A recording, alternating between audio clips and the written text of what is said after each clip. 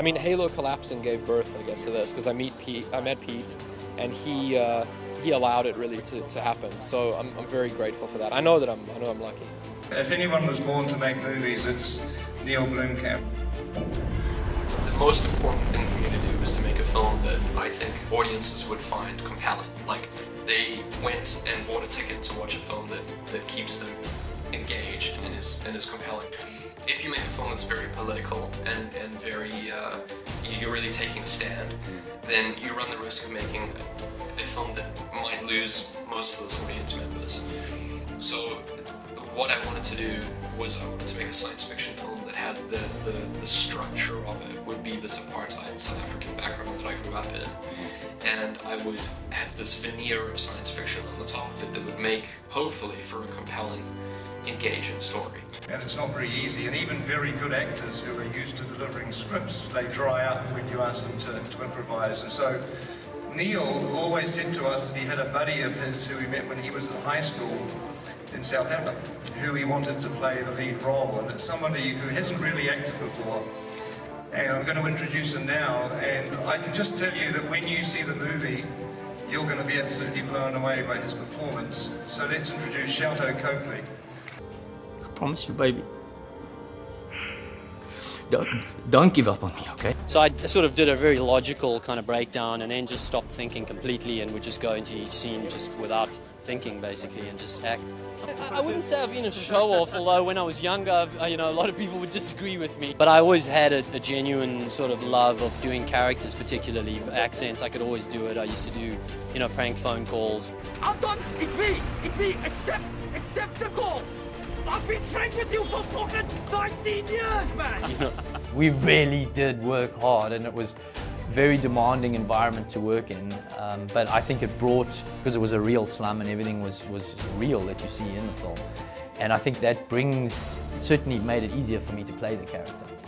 Dude, when Neil comes, if you could ask him what was in there, because it was the grossest stuff I've ever eaten, man. Charlotte was talking about the cat food. Yep. What was it?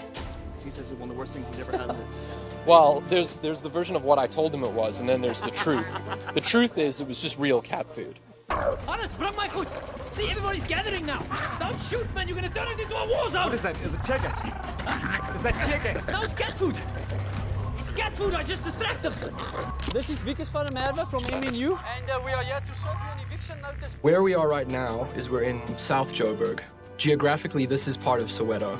All of these shacks around here, we only have access to this area, and we could only build our additional shacks here because all of these residents were moved into RDP housing somewhere else in Joburg, which is exactly what happens to the aliens in the film.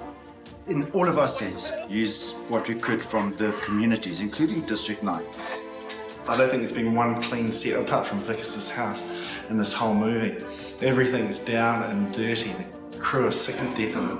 There's moments when you arrive at the shack on a given evening to do the last shot of the day, and you realize that some of the dressing that has been outside, however, has been used as firewood by security or been removed by some other dwellers in Soweto. We have somehow managed to be able to build our set around, and in the process of building our set around it, this area here, which is the 1980s apartheid nuclear weapons program storage facility. Those are not ours. So, yeah, it's a little disturbing. So, he would interact with Sholto so their performances are real. Then he would be rotomated by the visual effects, by the animators, so that his performance was captured. So now, not only is Sholto being real, but the performance of the alien is also going to be real. And then they paint Jason out with a three-dimensional camera, which is difficult, and then put that performance that they captured back on the digital guy and put him back in. And then you get something that feels pretty cool. And that's kind of a credit, I think, to a combination of the actors, with Jason playing CJ. He has an incredible amount of heart and humanity to him. And it absolutely, if you know him, shows through. And the animators who managed to really get enough humanity in the faces and the features of these characters that are so sort of non-human, with the exception of the eyes. Jason, who plays the aliens, is one of the most underrated actors around at the moment. He really, really did an amazing job and was very, very key to the success of this film. Go now before I change my mind, man. Go. It's in the sort of the pre-production steps and the designs of the creatures and how you're going to present them. And so if you know that, then and you know that in an economic way, then you should be okay. This is just something that's deeply original, deeply authentic, and commercial. It's commercial art, which doesn't come along too often.